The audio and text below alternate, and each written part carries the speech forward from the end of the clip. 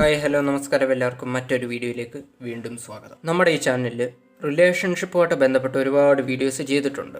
അതുപോലെ ഫീമെയിൽ സൈക്കോളജിയുമായിട്ട് ബന്ധപ്പെട്ട് ഒരുപാട് വീഡിയോസ് ചെയ്തിട്ടുണ്ട്. റിലേഷൻഷിപ്പ് സക്സസ് ആക്കി എടുക്കാനുള്ള ടിപ്സ് പറഞ്ഞു തരുന്ന വീഡിയോസ് ചെയ്തിട്ടുണ്ട്. ലവുമായിട്ട് ബന്ധപ്പെട്ട ലവ് എന്താണ്, അറ്റാച്ച്മെൻറ്റ് എന്താണ്, അറ്റാച്ച്മെൻറ്റ് സ്റ്റൈലുകൾ എന്താണ്, ഇതൊക്കെ പറയുന്ന ഒരുപാട് വീഡിയോസ് നമ്മുടെ ഈ ചാനലിൽ ചെയ്തിട്ടുണ്ട്. 100%-ൽ 10% റിലേഷൻഷിപ്പുകൾ മാത്രമാണ് ഈ കല്യാണം വരെയൊക്കെ എത്തുന്നത്. ബാക്കി ഈ 90% ബന്ധങ്ങളും പല പല കാരണങ്ങൾ കൊണ്ട് സ്പ്ലിറ്റ് ആവുകയും ബ്രേക്കപ്പായി രണ്ടുപേരും രണ്ട് വഴിക്കായി മാറുകയാണ് ചെയ്യാറ്. ഏതെങ്കിലും ഒരു കാര്യത്തിൽ ഒരു അൺഹെൽത്തി ആയിട്ടുള്ള റിലേഷൻഷിപ്പ് ആണെങ്കിൽ തീർച്ചയായിട്ടും അത് സ്പ്ലിറ്റ് ആവുന്നത് തന്നെയാണ് നല്ലത്. പക്ഷേ ഇവിടെ പ്രശ്നം, സ്പ്ലിറ്റായി കഴിയുമ്പോൾ ഈ രണ്ട് പേരിൽ ഒരാൾക്ക് ഈ ബ്രേക്കപ്പിനെ എങ്ങനെ എടുക്കണമെന്നുള്ള ഒരു കൃത്യമായ ഐഡിയ, അല്ലെ അതിനെ എങ്ങനെ തരണം ചെയ്യണമെന്ന് കൃത്യമായിട്ടുള്ള ഒരു ഐഡിയ ഉണ്ടാവാറില്ല. അവർ ഈ ഇട്ടിട്ട് പോയ പാർട്ട്ണറുടെ പുറകിന് പോകും, അവരോട് ബെഗ് ചെയ്യും തിരിച്ചു വരാൻ വേണ്ടിയിട്ട്, തിരിച്ച് വീണ്ടും റിലേഷൻഷിപ്പിലാകാൻ വേണ്ടിയിട്ട്. ഇതിന് പിന്നിൽ പല കാരണങ്ങളുണ്ട്. അതിലൊന്നെന്ന് പറയുന്നത്, ഒരു റിലേഷൻഷിപ്പിനെ സംബന്ധിച്ചിടത്തോളം ഏറ്റവും വലിയ ഇൻവെസ്റ്റ്മെൻറ്റ് അതിൽ വരുന്നത് ടൈമാണ്, സമയം.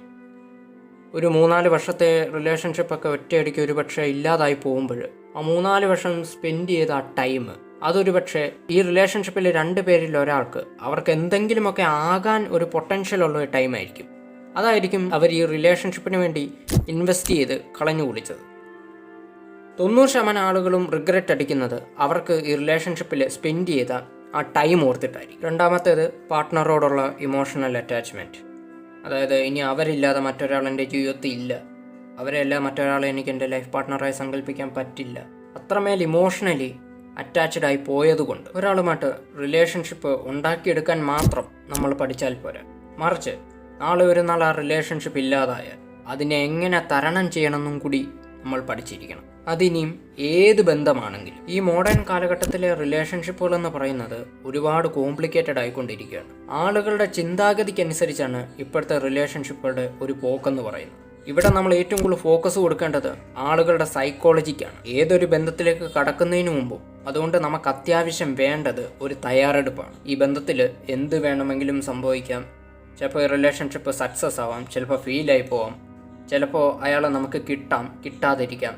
ഇത്തരത്തിലുള്ള ചിന്തകളോടുകൂടി മാത്രമേ, ഒരു തയ്യാറെടുപ്പോടുകൂടിയേ ഒരു റിലേഷൻഷിപ്പിലേക്ക് ഇപ്പം നമുക്ക് പോകാൻ പറ്റത്തുള്ളൂ. അതുപോലെ ഒരു റിലേഷൻഷിപ്പിലേക്ക് കടക്കുമ്പോൾ നമ്മുടെ പാർട്ട്ണറെ പറ്റി അമിതമായിട്ട് നമ്മൾ എക്സ്പെക്റ്റ് ചെയ്യാൻ പാടില്ല. അതുപോലെ തന്നെ അവരെ പറ്റി അമിതമായിട്ട് ഫാൻറ്റസീസ് ചിന്തിച്ചു കൂട്ടാനും പാടില്ല. ഇത് രണ്ടും നമുക്ക് തന്നെയാണ് ദോഷം ചെയ്യുക.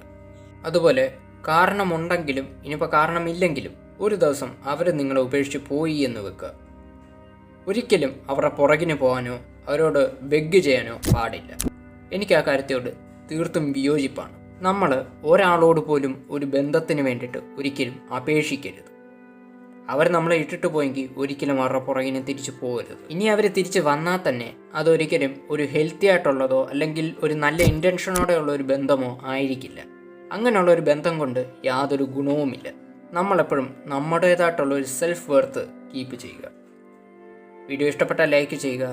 നിങ്ങളുടെ അഭിപ്രായങ്ങൾ താഴെ കമൻറ്റ് ബോക്സിൽ അറിയിക്കുക. മറ്റേ ടോപ്പിക്കായിട്ട് നമുക്ക് വീണ്ടും കാണാം.